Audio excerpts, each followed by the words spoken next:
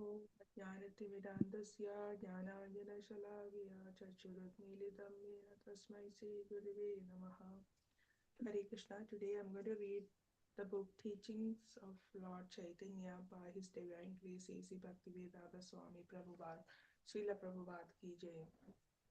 After this explanation of Vedanta Sutra by direct interpretation of the verses, one of the disciples of Pragashananda Saraswati, considered to be the chief amongst all his disciples, stood up in the assembly and began to praise Lord I can't Chaitanya hear as Mataji. Can you, Prabhu? It's very slow, right? Yeah, yeah. It's a little bit low, Mataji. You can come closer to the mic or speak louder. what about now, Prabhu? It's better. Okay. After the explanation of Vedanta Sutra by direct interpretation of the verses, one of the disciples of Prakashananda Saraswati, considered to be the chief amongst all his disciples, stood up in the assembly and began to praise Lord Chaitanya as personally the Supreme Personality of Godhead, Narayana.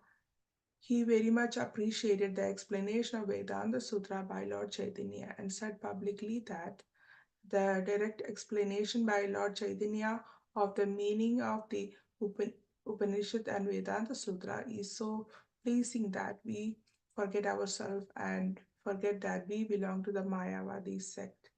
It must be admitted herewith that the explanations by Shankaracharya of the Upanishads and Vedanta Sutra are all imaginary.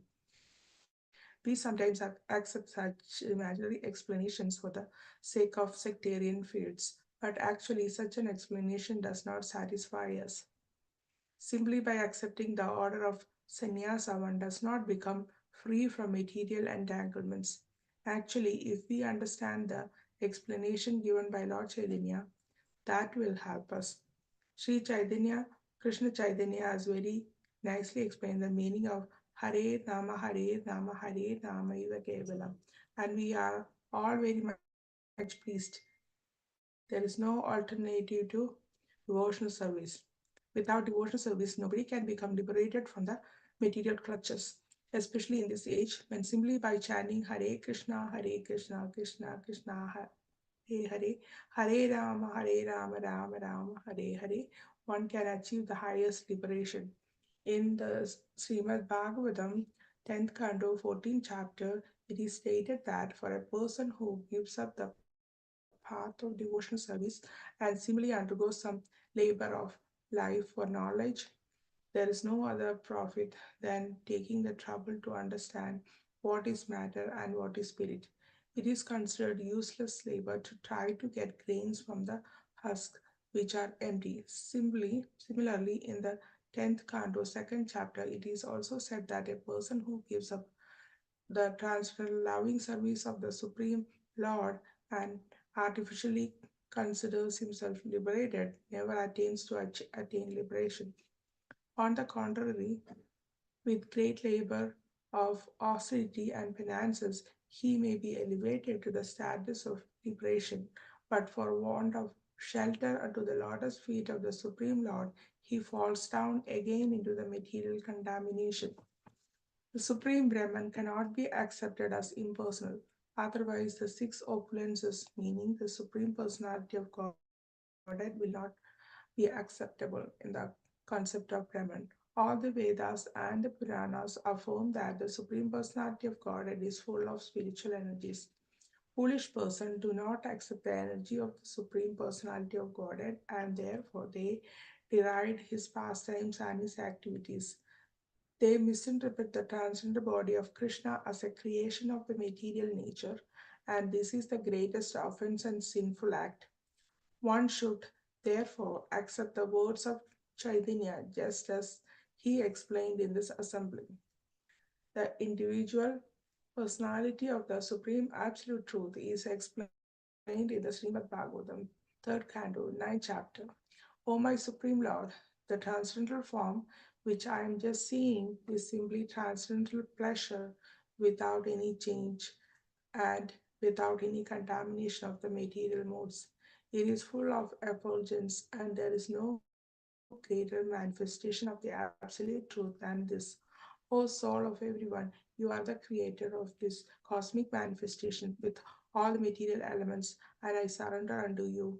You, your transcendental form, O Krishna, O most auspicious universe, you advent yourself in your original personal form for the purpose of being worshipped by us. We perceive you either by meditation or by worshipping directly. Foolish persons, mostly contaminated by the material nature, do not give much importance to a transcendental form, and therefore they are understood to be guiding down to hell. The same statement is confirmed in the Bhagavad Gita 9 chapter 11th verse.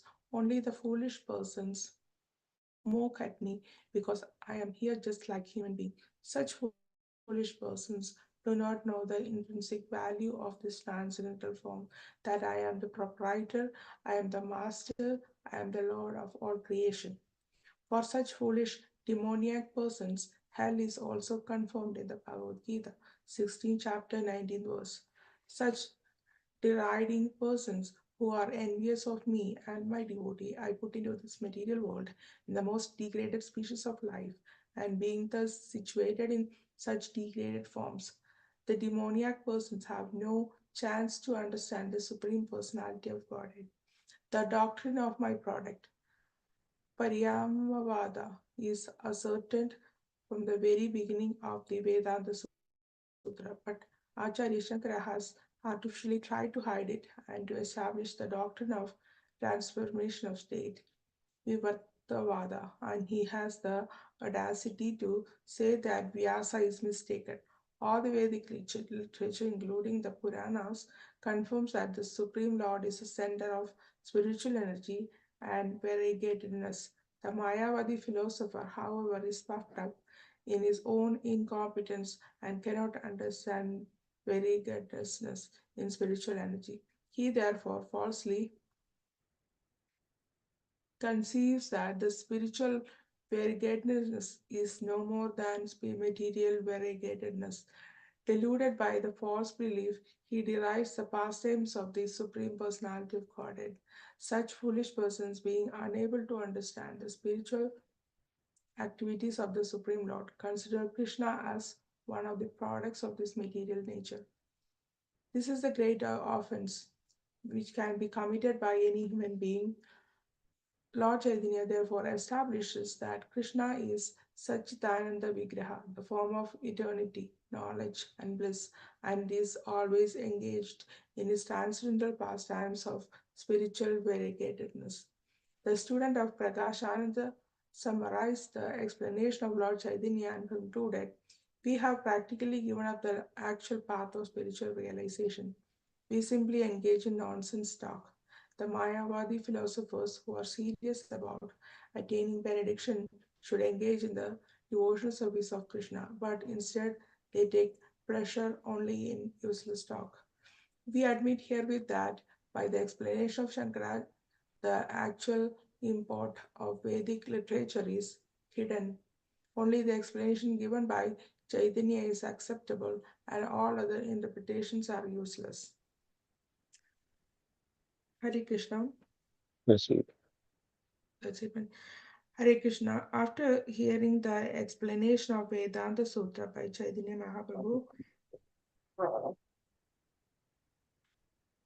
Hare- can you hear me, Prabhu? yes, Mother. Yeah, we can hear. So, Yes, Mother. yeah. So the summary is after hearing the explanation of the Vedanta Sutra by Chaitanya Mahaprabhu, a senior disciple of Prakashananda Saraswati started to speak about Lord Chaitanya. He told a few points of Lord Chaitanya and his philosophies. He said that Lord Chaitanya is the Supreme Personality of Godhead Narayana. The explanation given by Shankaracharya on Upanishad and Vedanta Sutra were all imaginary. Understanding the explanation given by Lord Chaitanya will help to overcome the material entanglement. Not simply receiving the sannyasa will help to cross the ocean of material existence. Without devotional service, no one can become liberated. Hare Nama, Hare Nama, Hare Nama Eva Kevalam. chanting the Hare Krishna Mahamantra can achieve the highest liberation.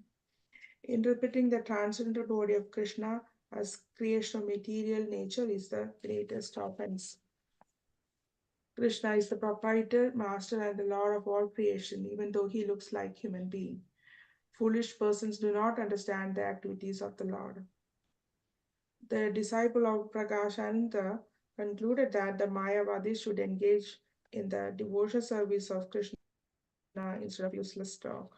Only the explanation given by Chaitanya Mahaprabhu is authoritative. Shankaracharya's Mayavadi philosophy is unreal. That's it, Prabhu.